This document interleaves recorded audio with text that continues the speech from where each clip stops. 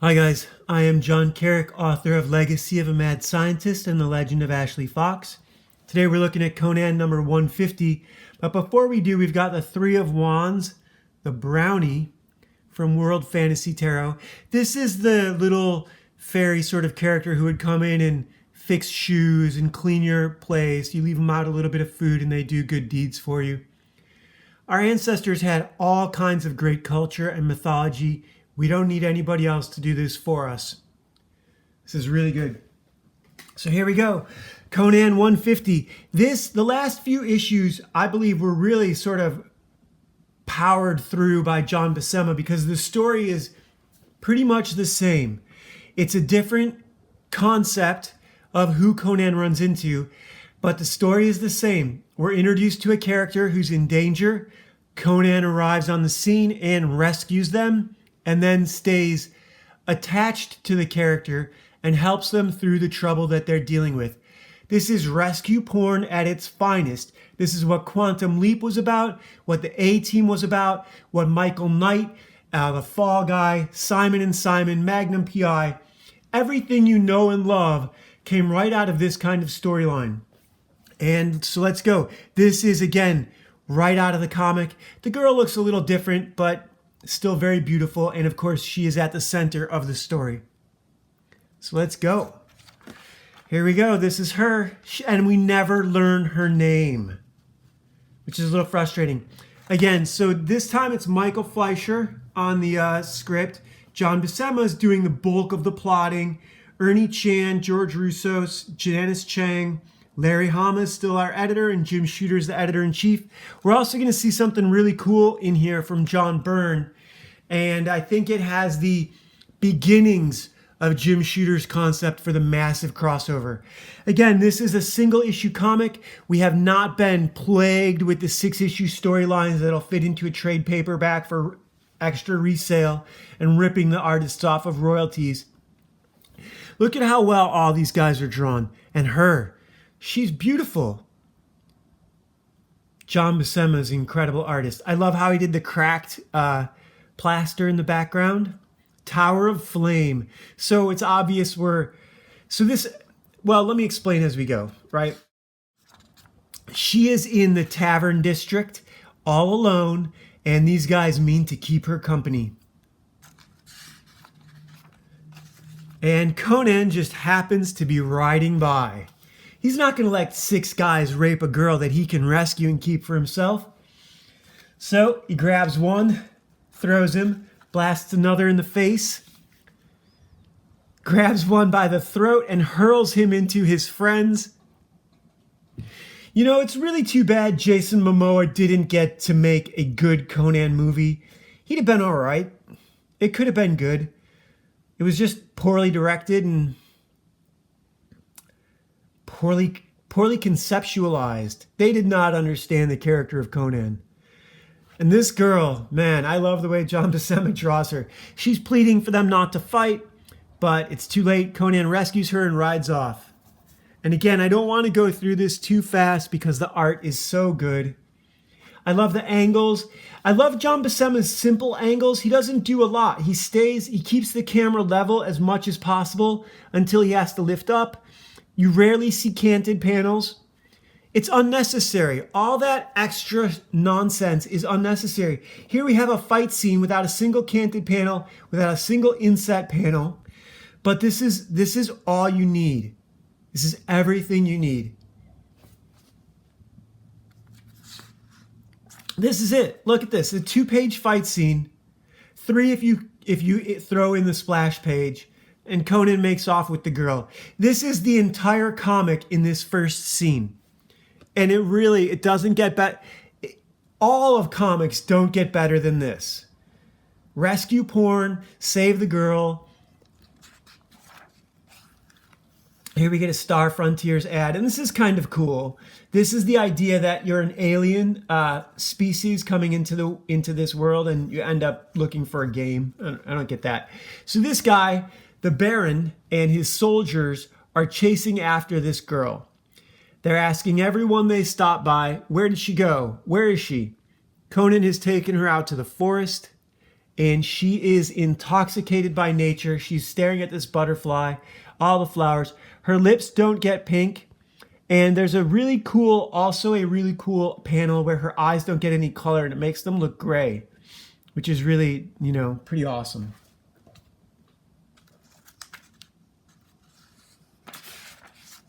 This is the panel I was talking about. So here she and Conan are talking. He's being very patient with her. She's explaining her situation. She was raised in a tower where she was never allowed to leave. Everything about the world is new to her. Conan had commented on that. You're looking at this as if you've never seen it before. Again, here her lips don't get the pink color, but that's okay. They do later. She explains how these guys have been searching for her throughout, and once she escaped and came out to the cities, she saw all the violence and chaos of the world, and she wishes she had never left her tower. But their little interlude is quickly interrupted as the Baron and his men arrive on the scene, and he commands his soldiers to seize her. Seize her. I wonder if the word seize came from... that's impossible. Siege. It came from siege. Anyhow, these guys attack. Conan kills this one. They pursue her through the little creek while Conan is dealing with their comrades. Again, I'm going through this way too fast. I don't want to turn the pages this quickly. This is such a good comic. She's like, 18, 20, maybe 16? Brooke Shields in that movie where she was just incredible as a high schooler.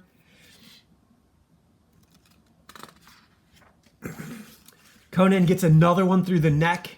Now, she does not like all the violence and killing, but at the same time, she doesn't want to be killed. Conan is sprinting through the river to catch up with these guys. She does not want them to be killed, so she uses her powers. Also, the other thing, now this is in the writing, and this is in John Buscema's work too. Her energy, the longer she's away from her tower, her energy, her life force is draining. The more she uses her powers, the more she loses her life force. So she is literally giving up her life's energy to blind these guys to keep Conan from killing them. Here she begs him not to. Don't kill them. So he's like, all right, well then we've got to bail. So they do. This doesn't get any better than this.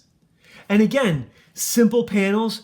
What is this? 5 panels, 6 panels, 5 panels again. No canted panels, no inset panels. You don't need any frills. If the story and the art is good, that's all you need.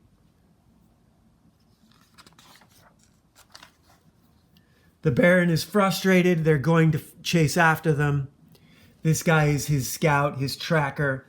Conan gets them to a village where they find an inn. This guy agrees to give them a room for such a beautiful couple. They're in Eastern Samaria, he says, Eastern Central Samaria. And so they head upstairs. Conan is again listening to her story. She's utterly exhausted. Again, her lips don't get the pink color. They do eventually. We do see it eventually. But Conan is sitting on the stool. He's not trying to get in bed with her. While meanwhile, downstairs, the innkeeper has gathered his band of ruffians to go up there and seize this girl because the Baron was already here looking for her. He will pay us very well in gold. They run in with a mutton chop and whatever other weapons they have. I don't want to turn the page because I feel like I'm doing you guys a disservice, but this is really good.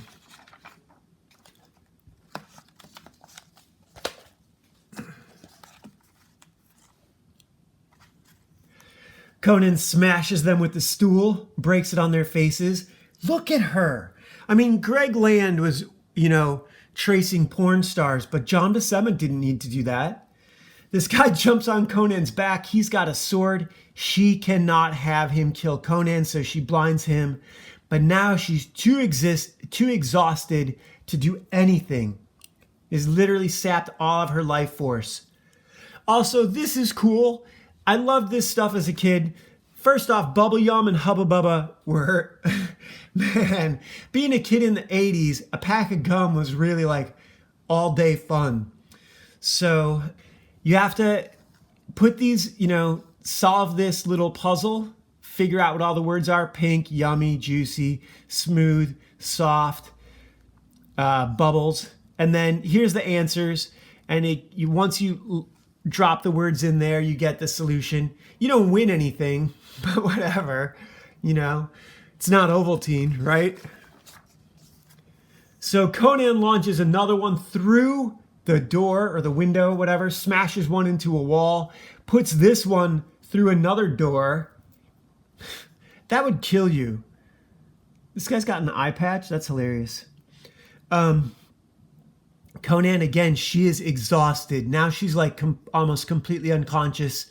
So he rescues her. He's talking about, I hope my horse has had enough time to rest, while she was telling him her story.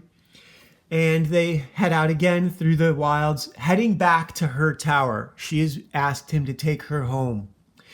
The innkeeper explains that he's trying to help. The Baron says, if you had done nothing, it would have been better, you idiot. I should have you murdered. I should have you flayed alive. This Baron is an absolute sociopath.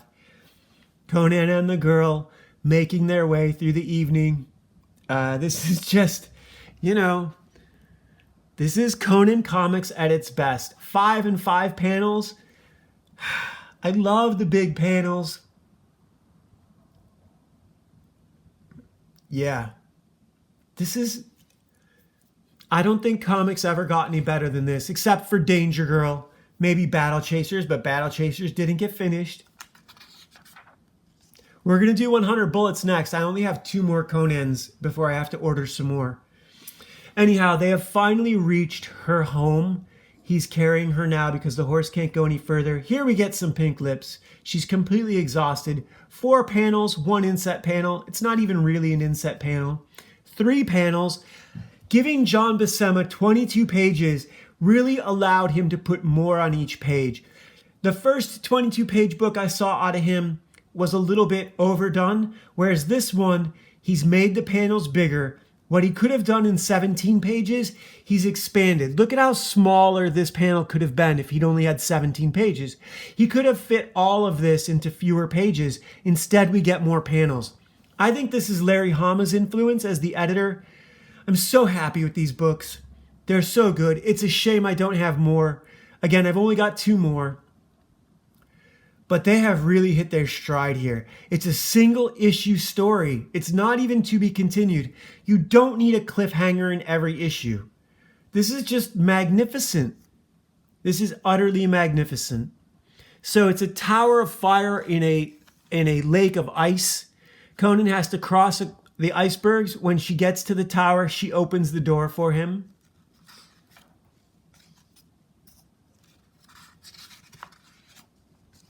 With her power, opens it up. That's the last of her powers, right?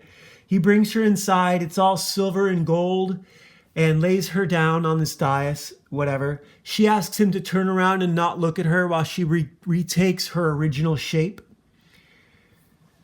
But she's talking to him, and, they're having conversation. Again, pink lips. And she is reverting. She's an alien or interdimensional being. And her time on Earth is ending.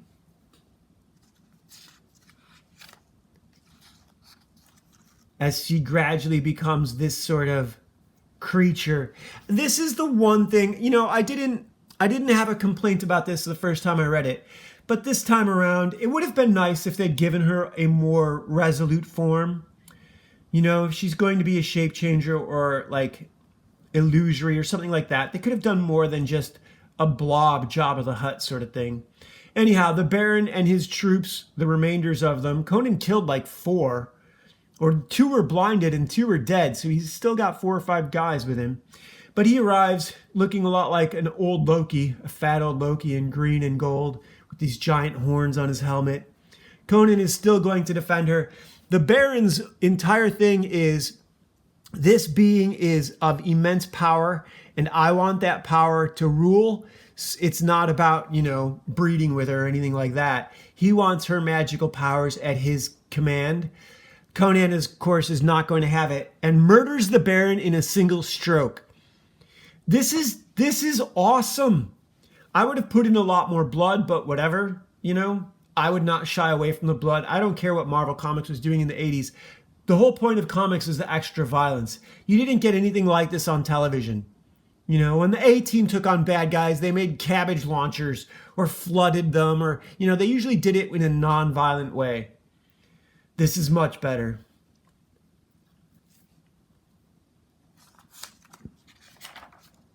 Again, apologies for going through this so fast, but it's so good. 4 panels, he defeats the rest of them. She has finally, now she's talking to him in her regular voice that he can hear in his head. And she is dying, and she has died. This is where she dies. And the tower collapses. Conan jumps out. It's really kind of too bad. She was beautiful.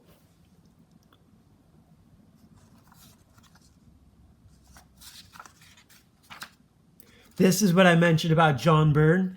How many characters can you name? Silver Surfer, I don't know her. Spidey. Why am I spacing on Hawkman? Not Hawkman, Hawkeye, right? Daredevil in the back, Angel, Hercules, the Hulk. I don't know this guy right here. Fantastic Four, Iceman thing. I don't think I know him. North Star, right? She's Alpha Flight, he's Alpha Flight, Swamp Thing, Ghost Rider, Doctor Strange.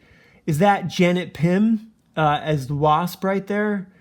And here we get, what are these guys? Iron Fist and Power Man. What was that black dude's name? She-Hulk, Captain America, right? That's Puck. I think his name is Puck. He's with the North Star. Kitty Pryde is looking back at us, along with all the X-Men, Beast, Johnny Storm, Colossus, Wolverine. Don't know who that is. That's Scarlet Witch and Vision. But yeah, Thor. I think everybody's here. Iron Man. I'm having a hard time thinking about what Marvel heroes are not in this one shot. At least from the 80s, right? It's pretty sweet. Nightcrawler, Cyclops. So Conan has escaped the Tower of Fire. It collapses back into the lake. And that's it. 22 pages. Perfect rescue hero story. Now, this is instilling values in our culture. Kids who read this grow up to become firemen and police officers and, soldiers, whatever they can do to help people. Conan is the ultimate good Samaritan, right? I had a story, not really a story, but I always wondered what it would be like for Conan to meet Jesus, because they share so many character attributes. Where Jesus healed people, Conan kills bad guys. Both are necessary. Conan is an avatar for the Old Testament God. He is a act of God, essentially. That's what his character is. Hey guys, I'm John Carrick, author of Legacy of a Mad Scientist, Legend of Ashley Fox. These are out here on Amazon, Smashwords, or right here on YouTube for you guys as audiobooks. Today we looked at Conan 150. Tomorrow we've got 151 and then 152. And then we're back to 100 bullets. I think I have all of the 100 bullets now. So we're going to go through those. In the meantime, we have a new conflicted card where Gordon says, what is this? The 2 of Spades. And it says that Gordon feels that most people take their freedom for granted. Do you agree with this? Yes or no? To an extent, most people are wage slaves and most people are crabs in a bucket. Most people want to drag their neighbors down if their neighbors get too high on themselves. A lot of people are really petty and small, and that's because most of you don't chase your fucking dreams as hard as you should. And you know it.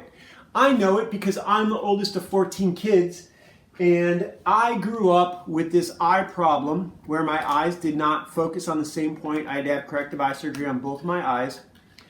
And so I was the least physically coordinated, kid in school. And I got teased mercilessly for it because I was the kid who would never be able to contribute to the community. That's how the other children saw me. And when children see that in a member of the group, they ruthlessly tease them because it's fun and it was funny, and it's not fun when it's you. But if you do not give in to that, it gives you a resilience and a strength and a power that none of my brothers and sisters have. I work harder than any of them. None of them hit the gym. Only a couple of them have really gotten into martial arts. I had one brother who was in the army for 20 years, and he's pretty tough. But generally, none of them have the resilience that I display because my life has been so much fucking harder. And not just harder in terms of school, also harder in terms of them. I had all these little badass bastards coming up behind me. And I took a DNA test a while ago, DNA screening, where it said I had early onset macular degeneration, so I knew this was going to happen with my eyes. They were going to start going bad while I was relatively young. But it also said elite level athletic performance, elite level athlete. And that applies for all my brothers and sisters who never leaned into it. They just fucking didn't. And so what I kind of want to talk about is that hard work ethic and how it relates to all the drama going on right now.